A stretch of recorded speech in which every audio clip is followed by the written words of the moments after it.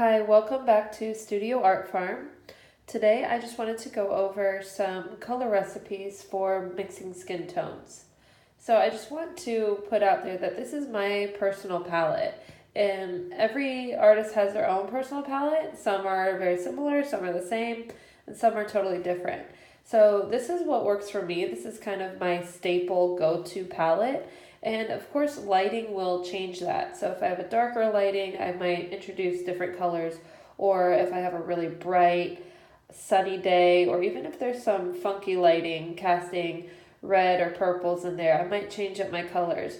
But just for very traditional, simple, starter, go-to palette, this is where I start. So I want to go over the colors that I've chosen. So this first one here is burnt sienna. Then I have a yellow ochre, dioxazine purple, French ultramarine blue. Both of these are titanium white, but I like to have two separate little squirt outs because I like to kind of pull some for different reasons, and I don't want to contaminate the white. The white gets used the most. So then here I have two reds. The red that I prefer is called Rose Madder, but I don't have that right now, and most people don't. So what I found that works just as well is mixing permanent rose and a little alizarin crimson together, and it makes a really good replacement for Rose Madder. Then over here I have Naples yellow and then cerulean blue. And then in the middle, I have Liquid Original. I tend to mix a little bit of liquid into all of my piles just because it makes them a little bit more malleable. It stretches the paint out, adds a touch of transparency, and just kind of keeps it smushier for longer. So what I want to start with is called the DNA pile. It's kind of the pile that goes into every other pile. So that's going to be my largest pile. So I'll start with titanium white and then a little bit of burnt sienna. So I want to have kind of like a mid to light value. Then I will go and put a touch of Naples yellow in there. And I forgot to stir these together. So this is my alizarin crimson and rose madder. I'm just going to kind of smush those together. The reason why I like this is alizarin crimson is really transparent and permanent rose is just really strong. So the two of them together really complement each other. So if I take a little bit, but they're really strong, so just a little bit of that. And that's where I'll start. So again, I have titanium white, burnt sienna, Naples yellow, and my rose madder. I'll take a touch of liquid and put that in there. So I'm going to mash that together until I have a pretty good DNA pile.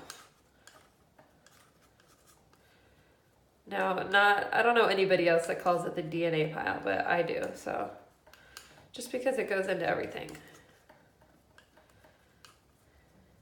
All right, so there I can start. Depending on your model, you might have someone that's a little tanner or a little lighter or a little bit more yellow. So depending on who you're trying to mix colors for, you would look at this and then look at your model and decide if this is too something. Is this too pink? Is it too dark? Is it too light? Is it too brown? And then you kind of just fix whatever it's to. So if I wanted to make this a little bit warmer, I might choose to put a little yellow ochre in there. And that'll just kind of take some of that pink away.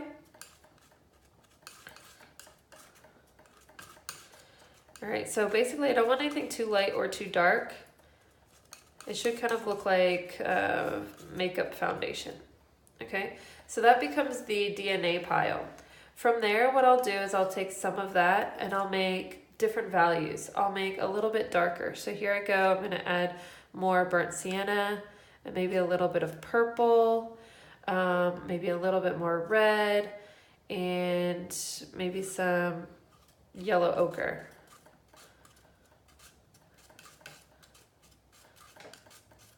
So here I'm getting another skin tone value. So this one's definitely more on the red side. So perhaps maybe in the shadows on the warm side. I would use some of this. Okay. Now if I need to make a shadow on the cool side, I would use more of like the ultramarine blue. So I can actually steal some of that, or I can steal some of the DNA pile and put a little bit of ultramarine blue into my shadow color. So here we have two shadow colors. One is warm and one is cool. Okay, so again, it's ideal if you have a photo of your model or if you have the model in front of you to kind of hold up these colors and compare to see if you're on the right track.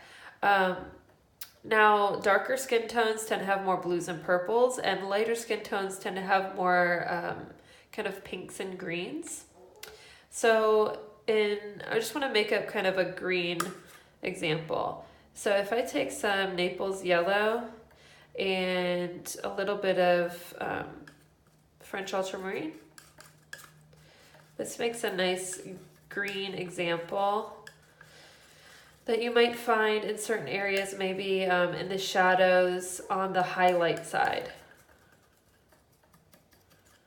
Another good green would be the cerulean blue and burnt sienna. This makes a really nice one too. So this is really dark, so you want to think about ways to lighten up your skin tones. I tend to use more of the Naples yellow for lightening because it's really opaque and it lightens without being too ashy. If you put white in your mixtures, it tends to get real chalky looking, and it's just, I don't know, you kind of lose the warmth. So I know it looks crazy. You're probably thinking, why on earth would I ever put these colors in a face? But when you pre-mix all these different values, then when you're painting, you can just grab them and they look really nice together when you mix them kind of alla prima style or all at once. Now I want to get into some more highlight areas. Actually, before I do that, one of my favorite combos is burnt sienna and dioxazine purple. This makes a really beautiful warm shadow. So especially in dark skin tones, this is a winner. It's just really rich. It stays dark without looking dry or ashy. In lighter skin tones, using the burnt sienna and ultramarine blue is kind of a win. So here I can kind of mix this up. So here we're getting really, really dark. So this way I don't have to use any black. Using black in skin tones tends to add like a gray element that's just not really appealing. So these are all different colors I would use in skin.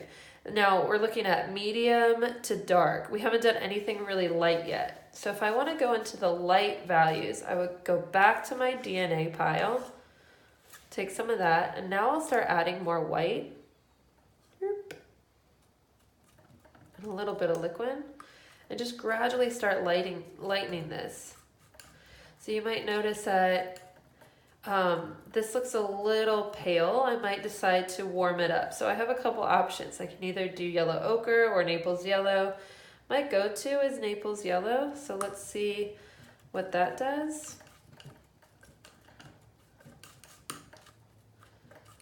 So that makes a nice light color.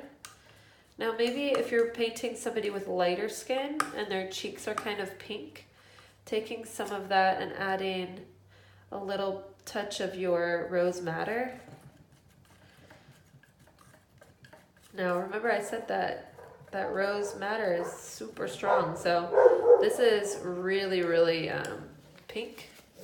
So I would have to kind of, I think I want to use more Naples yellow here and lighten that up until I get more of a salmon color.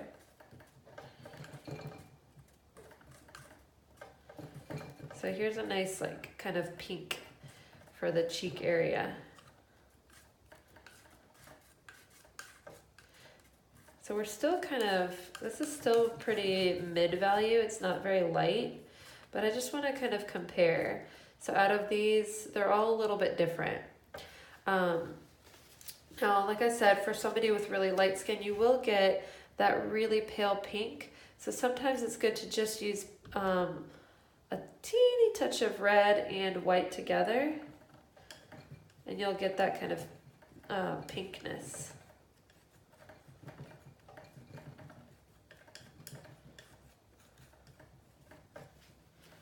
That you can use. Now, here is that's more permanent rose. Permanent rose is so beautiful. Let me mix some of that.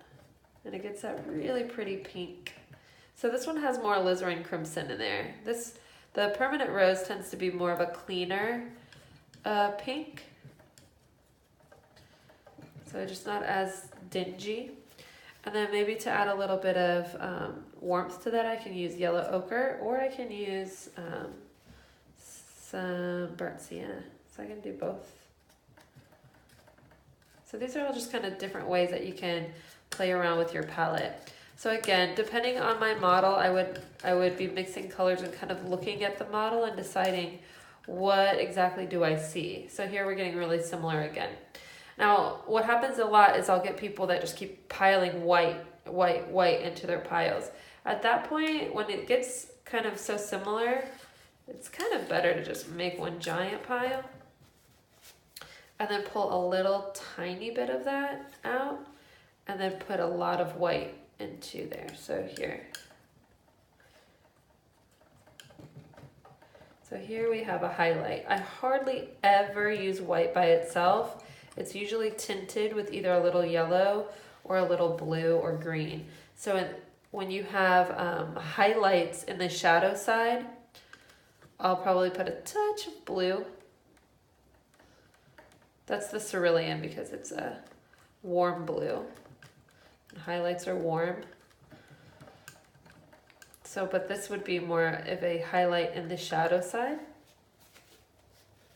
But you can also use the white and a touch of green. And that would be a good highlight for the shadow side.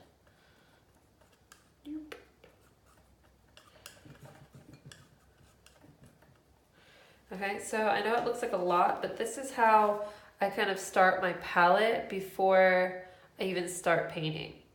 So once my flesh tones are all mixed up, then when I'm painting my model, I usually start with the DNA color, which is the first one, and then I'll start pulling in some shadows, and then highlights are last.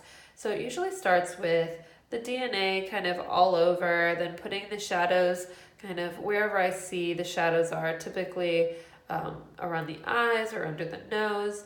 And then I'll move into the highlights. But these kind of wild card, like the greens and the blues, those I kind of pay attention to which side of the face or the body is in shadow and which part is in light. And so I want to pick the cooler tones, so the ones that have more blues and purples, for the shadow side. So out of these greens, I would choose this one because it's a little bit bluer for the shadow side, and I would choose this one because it's a little bit more yellow for the highlight side. So I know that's a lot of info, but basically if you just squirt out all these colors on the edge and start mixing colors, then you'll get it eventually. So yeah, just to kind of recap, you kind of want to mix a bunch of tones, a bunch of different skin tones and colors, just so as you're painting, you can kind of dip in those piles. All right. So I really hope that helps, and make sure you subscribe for more knowledge nuggets, and thanks.